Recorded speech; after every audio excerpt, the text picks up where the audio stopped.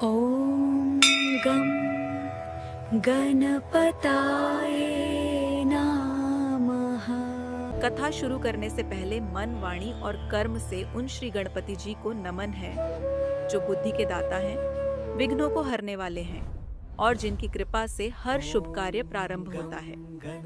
आज मैं आपको दो कथाएं सुनाने वाली हूँ, एक बुधवार व्रत की और दूसरी अमर सुहाग और अमर पिहर से जुड़ी गणेश भगवान की एक बहुत पुरानी कथा। ये कथाएं सिर्फ सुनने के लिए नहीं हैं, बल्कि समझने और मन में उतारने के लिए हैं। इसीलिए अंत तक जुड़े रहिए। समतापुर नगर में मधुसूदन नामक एक व्यक्ति रहता था। वह बहुत धनवान था। मधुसूदन का विवाह बलरामपुर नगर की सुंदर लड़की संगीता से हुआ था। एक बार मधुसूदन अपनी पत्नी को लेने बुधवार के दिन बलरामपुर गया। मधुसूदन ने पत्नी के माता-पिता से संगीता को विदा कराने के लिए कहा। माता-पिता बोले, बेटा, आज बुधवार है। बुधवार को किसी भी शुभ कार्य के लिए यात्रा नहीं करते। लेकिन मधुसूदन नहीं माना। उसने ऐसी शुभ-अशुभ की बातों को न मानने की बात कही। दोनों ने बैलगाड़ी से यात्रा प्रारंभ की। 2 कोस की यात्रा के बाद उसकी गाड़ी का एक पहिया टूट गया। वहां से दोनों ने पैदल ही यात्रा शुरू की। रास्ते में संगीता को प्यास लगी। मधुसूदन उसे एक पेड़ के नीचे बैठाकर जल लेने चला गया। थोड़ी देर बाद जब मधुसूदन कहीं से जल लेकर वापस आया तो वह बुरी तरह हैरान हो उठा, क्योंकि उसकी पत्नी के पास उसकी ही शक्ल सूरत का एक दूसरा व्यक्ति बैठा था। संगीता भी मधुसूदन को देखकर हैरान रह गई। वह दोनों में कोई अंतर नहीं कर पाई। मधुसूदन ने उस व्यक्ति से पूछा, तुम कौन हो और मेरी पत्नी के पास क्यों बैठे हो? मधुसूदन की बात सुनकर उस व्यक्ति ने कहा, अरे भाई, यह मेरी पत्नी संगीता है। मैं अपनी पत्नी को ससुराल से विदा कराकर लाया हूँ। लेकिन तुम कौन हो जो मुझसे ऐसा प्रश्न कर रहे हो?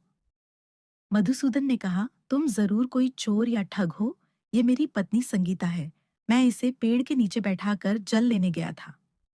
इस पर उस व्यक्ति ने कहा, अरे भाई, झूठ तो तुम बोल रहे हो।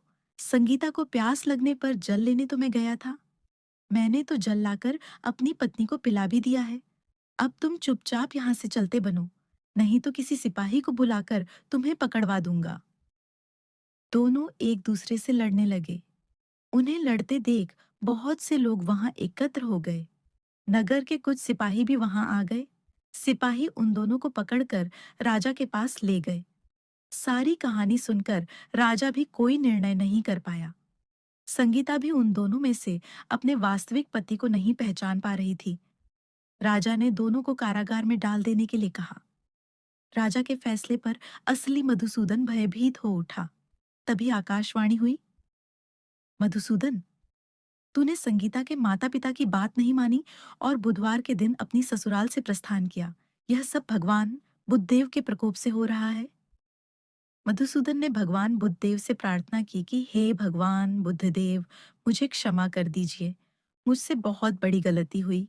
भविष्य में अब कभी बुधवार के दिन यात्रा नहीं करूंगा और सदैव बुधवार को आपका व्रत किया करूंगा। मधुसूदन के प्रार्थना करने से भगवान बुद्धदेव ने उसे क्षमा कर दिया। तभी दूसरा व्यक्ति राजा के सामने से गायब हो गया। राजा और दूसरे लोग इस चमत्कार को देख हैरान हो गए। भगवान बुद्धदेव की इस अनुकंपा से राजा ने मधुसूदन और उसकी पत्नी को सम्मानपूर्वक विदा किया। कुछ दूर चलने पर रास्ते में उन्हें बैलगाड़ी मिल गई। बैलगाड़ी का टूटा हुआ पहिया भी जुड़ा हुआ था। दोनों उसमें बैठकर समतापुर की ओर चल दिए। मधुसूदन और उसकी पत्नी संगीता दोनों बुधवार को व्रत करते हुए आनंद पूर्वक जीवन यापन करने लगे। इस तरह भगवान बुद्धदेव की कृपा से उनके यहाँ खुशियां बरसने लगीं। इस तरह जो स्त्री पुरुष विधिवत बुधवार का व्रत करके व्रत कथा सुनते हैं, भगवान बुद्धदेव उनके सभी कष्ट दूर करते हैं। बुधवार के दिन गणेश जी की भी पूजा की जाती है। आज की कथा एक ऐसी भक्त बहन की है जिसने भाई के लिए जो प्रेम किया, उसके सामने साक्षात भगवान गणेश भी झुक गए और उन्होंने आशीर्वाद दिया, जैसा अमर सुहाग वैसा ही अमर पीहर सबको मिले। एक समय की बात है, एक भाई और बहन रहते थे। बहन का नियम बड़ा ही निराला और पवित्र था। वह बिना भाई का मुख देखे अन्न का एक दाना तक ग्रहण नहीं करती थी। हर रोज सुबह वह जल्दी उठती, अपने सारे घर के काम करती और फिर नंगे पांव जंगल के रास्ते, झाड़ियों कांटों से भरे रास्ते से होते हुए भाई के घर जाती। रास्ते में एक पीपल के नीचे गणपति बप्पा की छोटी सी मूर्ति रखी थी। वह हर दिन वहां रुकती, हाथ जोड़कर बड़ी श्रद्धा से कहती, हे गणपति बप्पा, जैसा अमर सुहाग मुझे मिला है और जैसा प्यारा पीहर मिला है, वैसा सबको देना। फिर वह कांटों से चुभते पैरों के बावजूद भी आगे बढ़ जाती। एक दिन वह भाई के घर पहुंची। भाई का मुख देखकर शांत मन से बैठ गई। भाभी ने देखा, उसके पैरों से खून टपक रहा था। पूछा, बहन, पैरों में क्या हुआ? वह मुस्कुराई और बोली, कुछ नहीं भाभी, जंगल की झाड़ियों में कांटे चुभ गए हैं। भाभी ने यह बात अपने पति को बताई। भाई का हृदय पिघल गया। वह कुल्हाड़ी लेकर जंगल चला गया और सारे रास्ते को साफ कर दिया ताकि बहन को अब कांटे न चुभें। लेकिन इसी सफाई में पीपल के नीचे विराजे सिद्धि विनायक का स्थान भी हट गया। यह देख भगवान गणेश रुष्ट हो गए। उनका स्थान हटाया गया, बिना पूजा, बिना आदर के, और उसी क्षण उन्होंने बहन के भाई के प्राण हर लिए। शोक की लहर दौड़ गई। लोग भाई की अंतिम यात्रा के लिए उसे उठाकर ले जा रहे थे।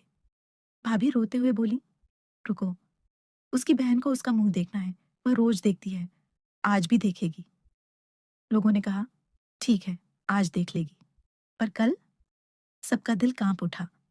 इधर बहन, जो कुछ भी नहीं जानती थी, रोज की तरह जंगल की ओर निकली।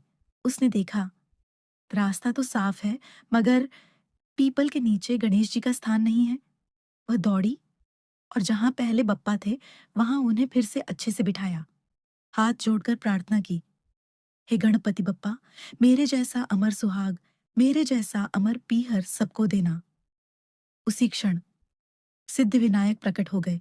मन ही मन सोचने लगे, अगर इस बहन की भक्ति को नहीं माना तो मुझे कौन मानेगा, कौन मुझे पुकारेगा? फिर उन्होंने अपनी करुणामयी वाणी में पुकारा, बेटी, खेजड़ी के पेड़ से 7 पत्तियां ले जा, उन्हें कच्चे दूध में घोल और अपने भाई पर छिड़क दे, वह जीवित हो जाएगा। बहन पीछे मुड़ी। वहां कोई नहीं था, पर उसके विश्वास की लौ नहीं डगमगाई। वह दौड़ी, खेजड़ी के 7 पत्ते लिए, उन्हें दूध में घोला और भाई के घर पहुंची। घर में मातम पसरा था। लोग रो रहे थे। भाभी बेसुध बैठी थी। भाई की निर्जीव देह सामने थी। बहन ने बिना एक पल गंवाए पत्तियों को दूध में घोलकर भाई पर छींटे मारे, और जैसे ही 7वां छींटा पड़ा, भाई उठकर बैठ गया। भाई बोला, बहन, मुझे तो लग रहा था जैसे मैं गहरी नींद में था। बहन की आंखों से आंसू बहने लगे। ऐसी नींद किसी दुश्मन को भी ना आए भैया। और फिर उसने पूरी बात अपने भाई को बता दी।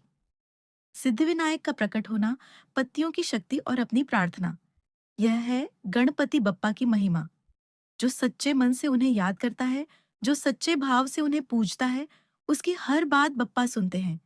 इसलिए आप सब गणपति बप्पा से यही प्रार्थना करें, जैसा अमर सुहाग वैसा अमर पीहर हर नारी को मिले।